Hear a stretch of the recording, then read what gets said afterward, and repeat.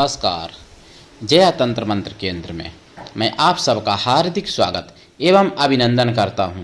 मेरे प्रिय भाई बहनों, सब कुछ दिलाने वाली, सृष्टि के भी नियमों में उलटफेर कर देने वाली, यूट्यूब पर पहली बार मांडव ऋषि की साधना आज मैं आपको लाया हूं।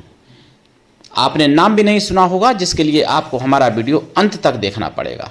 यदि आपने हमारा चैनल अभी तक सब्सक्राइब नहीं किया है तो लाल वाली बटन दबाओ और घंटी बजा दो। कोई शुल्क एवं चार्ज नहीं कटेगा।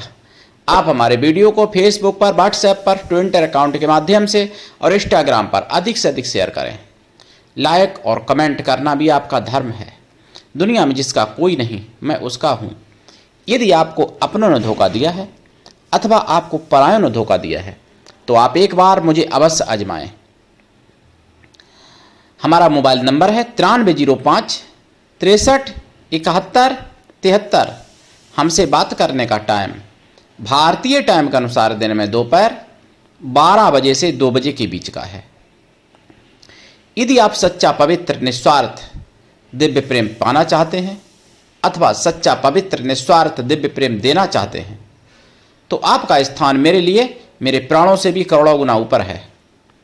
मैं राष्ट्रीय अध्यक्ष कृष्णा दल एवं महामंडलेश्वर आप सबसे निवेदन करता हूं, यदि आप मानवतावादी हैं अथवा आप सनातनी हैं तो मुझसे जरूर जुड़ें।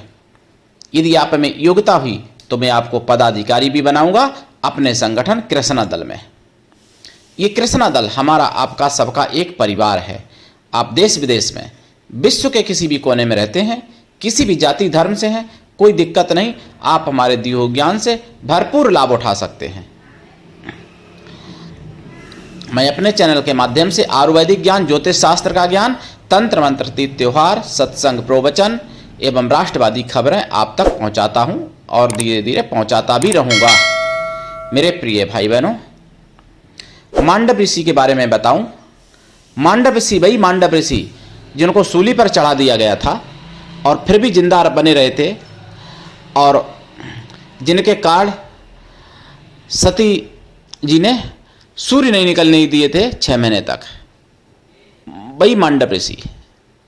और मांडव ऋषि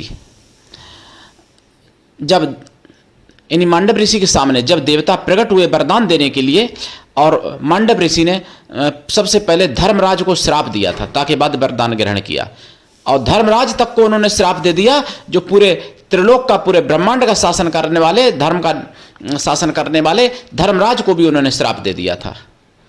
और उसके बाद में उन्होंने व्यवस्था बनाई कि कोई भी अगर कोई 8 साल की उम्र से ज़्यादा का पाप करेगा तभी पाप उसको लगेगा।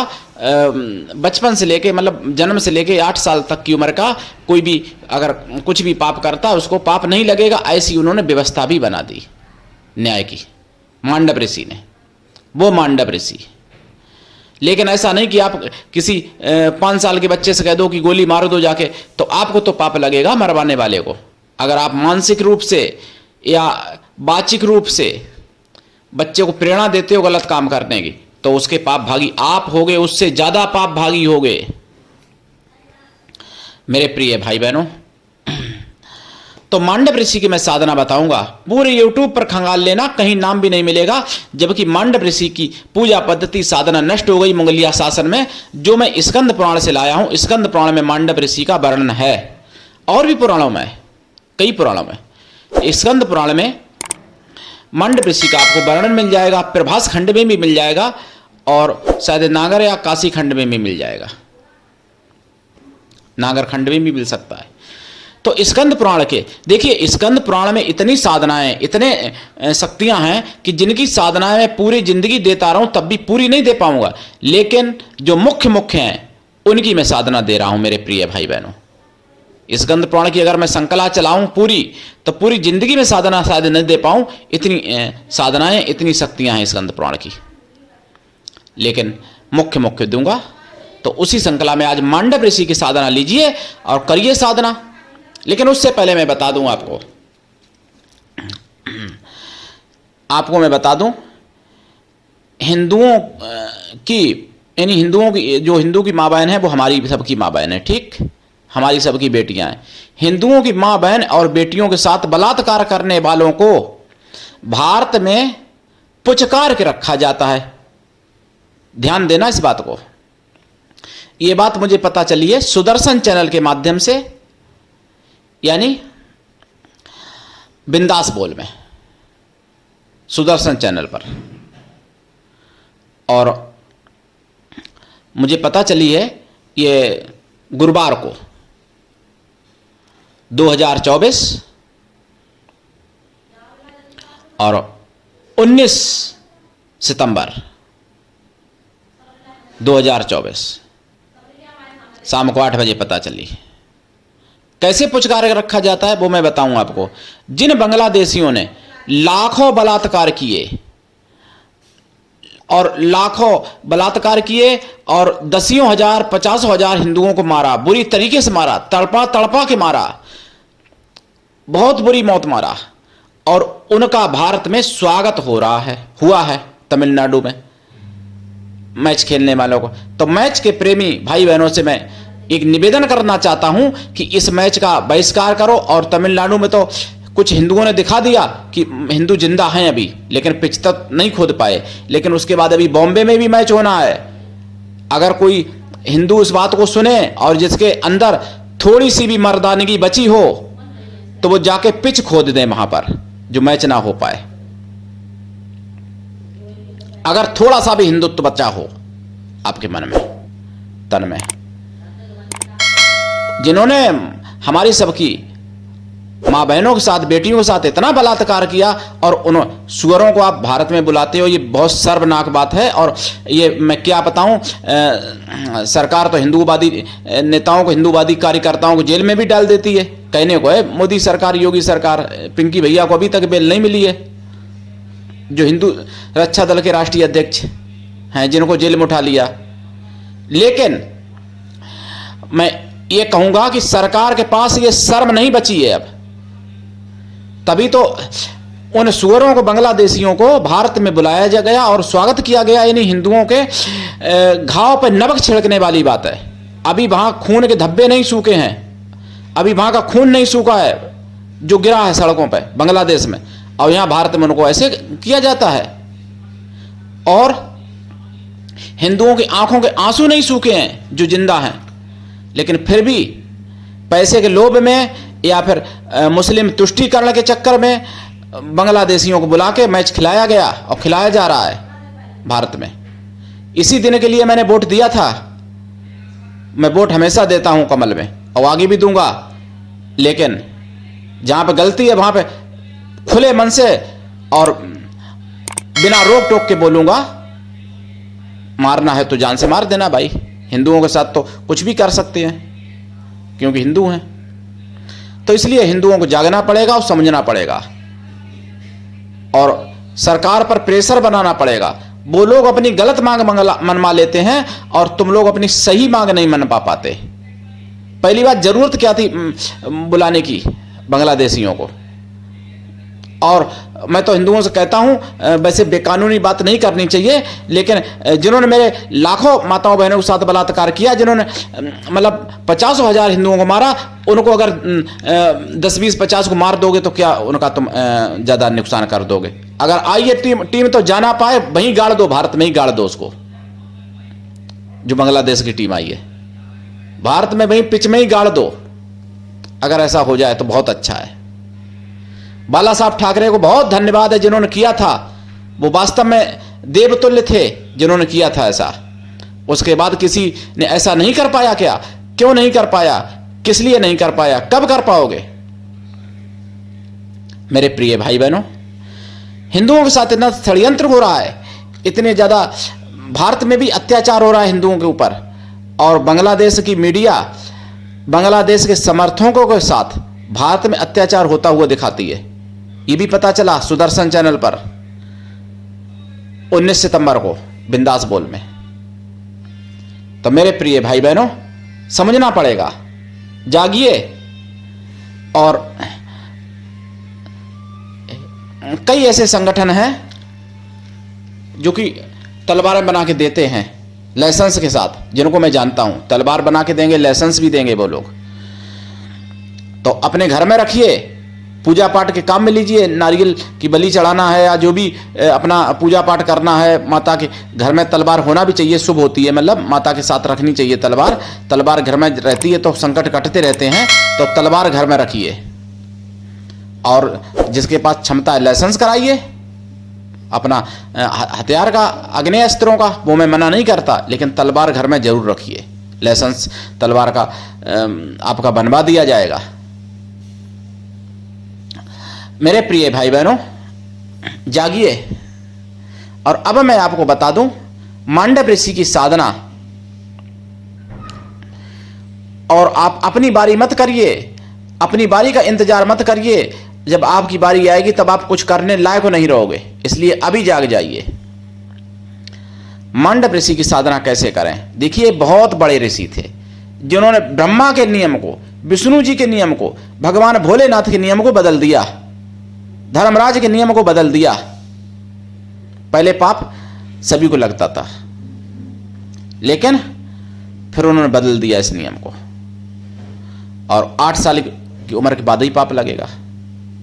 8 साल से पहले बच्चे का जो भी काम पाप करते हैं, पाप नहीं लगेगा, जाने अनजाने में जो भी करते हैं। लेकिन जो करवाएगा उसको तो पाप लगेगा, बहुत गुना, 100 गुना ज्यादा लगेगा उसको, ये ध्यान रखना। तो उनकी साधना कैसे करें आप? मांडव ऋषि की। देखिए, मांडव ऋषि की साधना में आपको शिव परिवार को तो पूजन करना ही पड़ेगा, और गुरु मंत्र, गणेश मंत्र जरूरी है। गुरु पूजन, गणेश पूजन, क्षेत्रपाल पूजन, इष्ट देव का पूजन जरूरी है। अगर आप मांसाहारी हैं तो शाकाहारी हो जाएं लाइफ टाइम के लिए। फिर साधना काल में देखिए, घास पत्तर खा के रहें तो बहुत अच्छी बात, नहीं तो फलाहार से रहें। वो भी संभव न हो तो मीठा भोजन करें एक टाइम, वो भी संभव न हो तो अपना सादा भोजन करें। साधना काल में ब्रह्मचर्य व्रत रखें, एक टाइम भोजन, और भूमि शयन परम आवश्यक है। मांडव ऋषि की साधना। और साधना रात्रिकालीन करें तो ज्यादा अच्छा है।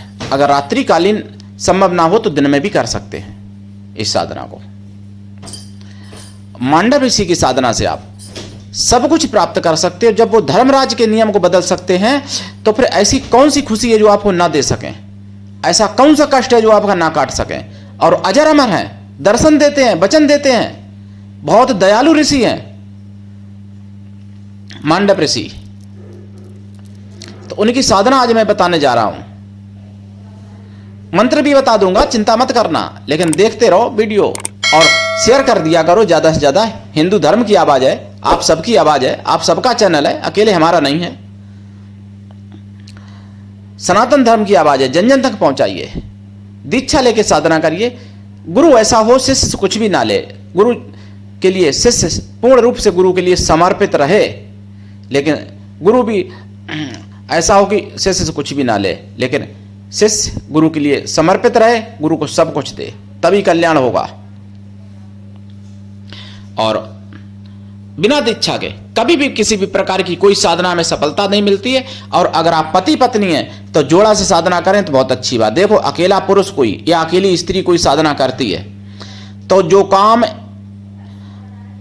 मतलब 1 महीने में होने वाला है वो 1 साल में होगा, जो काम 1 साल में होने वाला है वो 10 साल में होगा। वही काम अगर जोड़ा से कोई करता है स्त्री पुरुष, तो जो 10 साल में सफलता मिलने वाली वो 1 साल में मिल जाएगी, जो 1 साल में मिलने वाली है वो 1 महीने में मिल जाएगी। इतना फर्क होता है। तो इसलिए जोड़ा से करें तो बहुत अच्छी बात है। पति पत्नी में घर में विचार मिला के चलें, एक थाली में भोजन करें पति पत्नी, ताकि प्रेम रहे आपस में। भोजन पहले पति को अपने हाथ से खिलाएं माताएं बहनें, उसके बाद में दोनों लोग एक साथ भोजन करें, और बाद में पति से कहें कि थोड़ा 1-2 गिलास या आधी रोटी मेरे लिए बचा देना, और पति जूठी अपनी छोड़ दे और पत्नी खाए वो रोटी, तो उस घर में लक्ष्मी हमेशा आती है, लक्ष्मी कभी साथ नहीं छोड़ेगी। मेरे प्रिय भाई बहनों, तो मांडव ऋषि की साधना आपको मैं बताऊं, मतलब साधना तो बता दी है। इसमें भोग रात में आप लगाएंगे खोया की मिठाई का या फिर फलों का।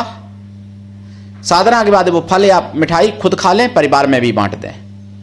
देसी गाय के घी का दीपक जलाएंगे आप। रुद्राक्ष की माला से जाप करना पड़ेगा। कृपा प्राप्ति के लिए 1.25 लाख जाप बहुत जरूरी है, और वैसे जितना ज्यादा करें और अच्छी बात है। जाप का दशांश हवन करे, हवन का दशांश तर्पण, तर्पण का दशांश मार्जन कर दें, मार्जन का दशांश पवित्र साधुओं को भोजन करा दें, वो किसी भी जाति वर्ग के हों, मन से तन से पवित्र हों, शुद्ध शाकाहारी हों, सनातनी हों, कोई वैसी ढोंगी ढपाली ना हो जो कि नई नई संस्थाएं बना लिए अपने, नए नए और मूर्ति पूजा की कोई बुराई करता है, कोई कुछ मतलब नए नए पंथ वाले नहीं, कलयुग में जो पंथ चले वो नहीं, जो पहले सनातनी, पूर्ण सनातनी, शुद्ध सनातनी। अगर ऐसा संभव ना हो तो उतने ब्राह्मणों को भोजन करा दें, लेकिन ब्राह्मण भी शुद्ध शाकाहारी हों, तन से मन से पवित्र हों और निर्गुण और सगुण दोनों के उपासक हों। वो ऐसा नहीं कि सगुण की बुराई करने वाले हों, सगुण उपासक होना चाहिए। अगर वो भी संभव ना हो तो उतने बच्चों को भोजन करा दें, किसी भी जाति वर्ग के हों, लेकिन मन से तन से पवित्र हों, शुद्ध शाकाहारी हों। वो भी संभव ना हो तो उतने बैलों को भोजन करा दें, क्योंकि वो धर्म का रूप होते हैं बैल। बैलों की भी पहले पूजा की जाती थी धर्म के रूप में, और गौ माता से ज्यादा पूजा की जाती थी। 10 गाय के बराबर एक बैल का महत्व है पूजा में, पुण्य में। ध्यान रखना इस बात को, जानकारी जरूरी है होना। तो मैं आपको मंत्र बता देता हूं। ओम महर्षि मांडवाय आगच्छ होम फट। दूसरा, ओम मांडव ऋषिये नमः। तीसरा, ओम मांडव ऋषि मम रच रच होम फट। और भी बहुत से मंत्र हैं, हजारों मंत्र इनके हैं मेरे पास। तो आप साधना करें दीक्षा लेके, करिए लाभ, उठाइए। आज के लिए इतना ही, धन्यवाद। जय श्री राम।